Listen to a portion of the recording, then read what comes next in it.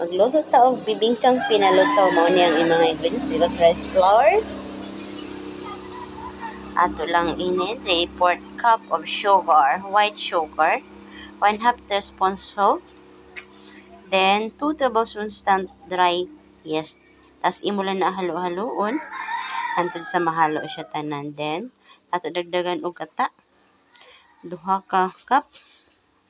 Tapos ato lang siya halo-haloon hantod nga maipon tanan na wala na siya mga powder nga mabilin. Then ato na siya itanggalon ang mga naa sa mga kilid.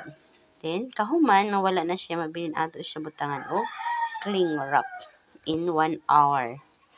Kahuman sa 1 hour, pag makita nato nagbula-bula na, mao na siya ato nang abrihan.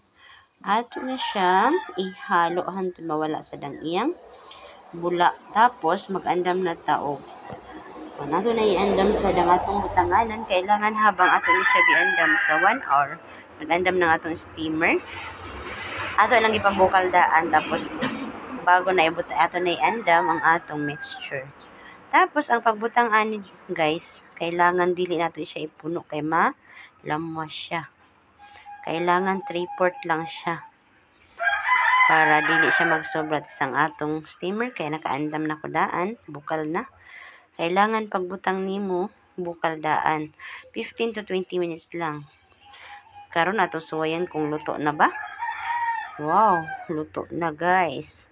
Lami kaayo ni. O, ara ang atong bibingkang pinalutaw, paborito sa mga Bisaya.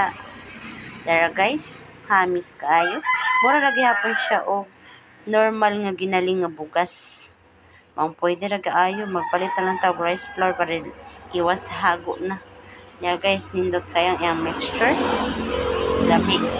Mo ni siya ang bingkang pinalutaw nga lami sa mga Bisaya. Paborito na ito.